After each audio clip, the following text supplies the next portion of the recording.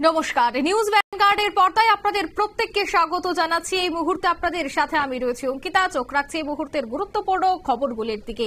প্রথমেই চোখ রাখতে হচ্ছে একটি বড় খবরের দিকে। বর্ষিয়ান বিজেপি নেতা তথা দেশের প্রাক্তন উপপ্রধানমন্ত্রী লালকৃষ্ণ আডবাণী তিনি হাসপাতালে ভর্তি। দিল্লির এইমস হাসপাতালে ওনাকে ভর্তি করা হয়েছে। আপাতত চিকিৎসকদের তত্ত্বাবধানেই রয়েছে 96 বছর বয়সী এই বিজেপি নেতা। বিস্তারিত জানবো, টেলিফোন লাইনে রয়েছে নিউজ ভ্যানগার্ড প্রতিনিধি সুমন্ত ব্যানার্জি। সুমন্ত, কি জানতে পারছো?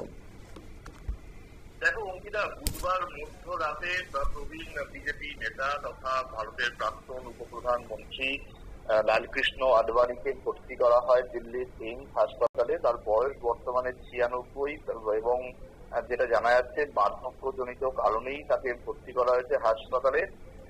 এখনো পর্যন্ত তার অবস্থা স্থিতিশীল বলেই জানা যাচ্ছে, হাসপাতাল সূত্রে এমনটাই খবর। তবে ঠিক কি সমস্যা নিয়ে ভর্তি হয়েছে সেই বিষয়ে এখনো পর্যন্ত বিস্তারিত ভাবে কিছু জানা যায়নি। তবে যেমনটা সূত্র মারফত আমরা জানতে পারছি যে ইউরোলজির ডক্টরদের দ্বারাই তার কোনো একটা চিকিৎসা হবে, আপাতত সেইটুকুই খবর। তবে বর্তমানে তিনি স্থিতিশীল এবং তার যেহেতু বয়স 96, সুতরাং স্বাভাবিকভাবেই তার শরীরে বিভিন্ন রোগ জানা বাঁধতেই পারে। সেই সমস্ত বিষয় নিয়ে তাকে বুধবার মধ্যরাতে ভর্তি করা হয়েছে। ইতিমধ্যে কি মেডিকেল টিম গঠন করা হয়েছে? দেখো, সেই বিষয়ে এখনো পর্যন্ত খুব বেশি তথ্য আমরা পাচ্ছি না। হাসপাতাল সূত্রে এমনটাই জানানো হচ্ছে যে আপাতত তিনি স্থিতিশীল এবং ডাক্তাররা তাকে পর্যবেক্ষণে রেখেছেন। তবে বিস্তারিত ভাবে এখনো পর্যন্ত কিছু জানা যায়নি।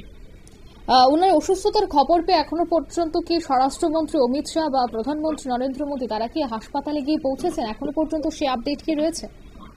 না, এখনো পর্যন্ত তারা পৌঁছননি। তবে নিশ্চিতভাবে তার পরিবার, তার দলের যারা দীর্ঘদিন ধরে তার সঙ্গে দল করছেন তারা প্রত্যেকেই চিন্তিত। এ নিয়ে কোনো সন্দেহের অবকাশই থাকে না। ধন্যবাদ সুমন্ত। অর্থাৎ হাসপাতালে ভর্তি প্রাক্তন প্রধানমন্ত্রী লালকৃষ্ণ আডবাণী অসুস্থ। বিজেপির এই প্রবীণ নেতা দিল্লির এইমস হাসপাতালে ওনাকে ভর্তি করানো হয়েছে। হাসপাতাল সূত্রের খবর, বার্ধক্যজনিত সমস্যার কারণেই ভুগছিলেন 96 বছর বয়সী আডবাণী। দিল্লির এইমস হাসপাতালে তিনি ভর্তি রয়েছেন। উপপ্রধানমন্ত্রী অসুস্থতার খবরে উদ্বিগ্ন রাজনৈতিক মহল। বুধবার রাতে হঠাৎই তিনি অসুস্থ হয়ে পড়ায় তড়িঘড়ি তাকে এইমস হাসপাতালে ভর্তি করানো হয়। নিয়ে নিচ্ছে ছোট্ট একটি বিজ্ঞাপন বিরতি, সঙ্গে থাকুন।